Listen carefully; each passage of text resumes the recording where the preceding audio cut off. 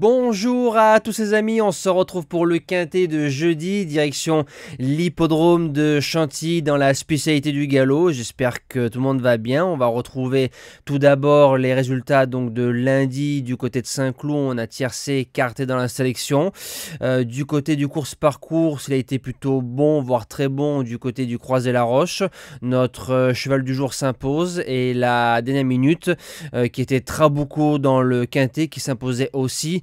Donc pour les joueurs de simple, ça c'est bien. Présentation du quintet de jeudi.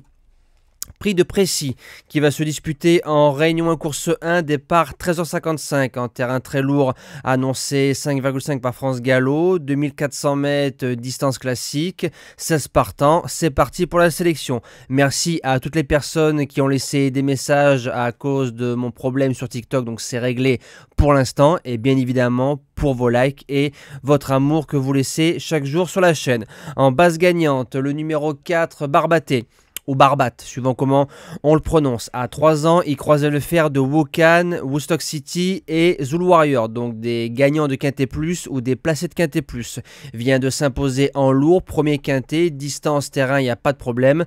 Et l'entraînement de Carlos Lafont-Parias qui est dangereux, je pense qu'il peut s'imposer. L'opposition, le numéro 5, Wood City, qui a fait 3e pour sa rentrée. Quand on regarde son expérience du passé et de ses courses, donc le lourd, il n'y a pas de problème. C'est un galopeur qui s'est bien rentré et qui répète après une bonne rentrée. Donc je n'ai pas peur de le mettre en deuxième base à cause du fameux syndrome de la deuxième course après une bonne rentrée.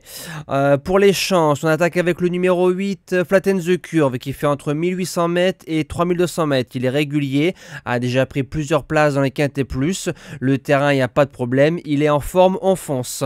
En 4e position, le numéro 6, Gaydar.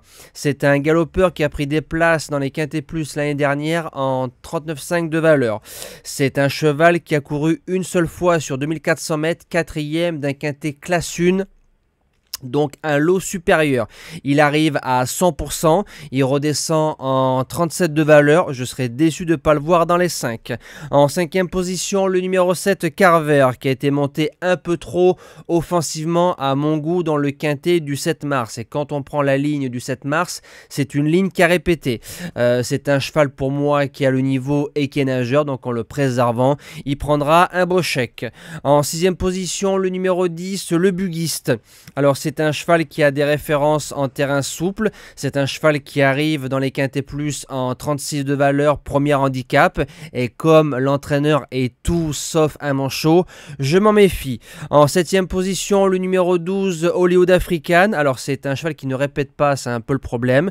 Il est en 35,5 de valeur, distance, terrain, il n'y a pas de problème car il a gagné en collant et je pense que le lourd ne devrait pas le déranger. Il faut qu'il soit dans un bon jour. Et je termine avec le numéro 2, Mandalorian. Alors qui vient de finir à côté de Golden Call qui est en 45 de valeur.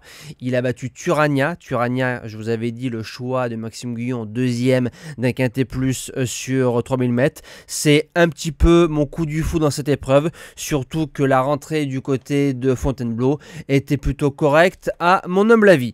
Moi je vous dis à demain pour un doublé de quintet du côté des trotteurs. Vendredi soir on retrouvera nos amis les trotteurs du côté de Vincennes. Passez encore une belle semaine et un bon quintet à tous.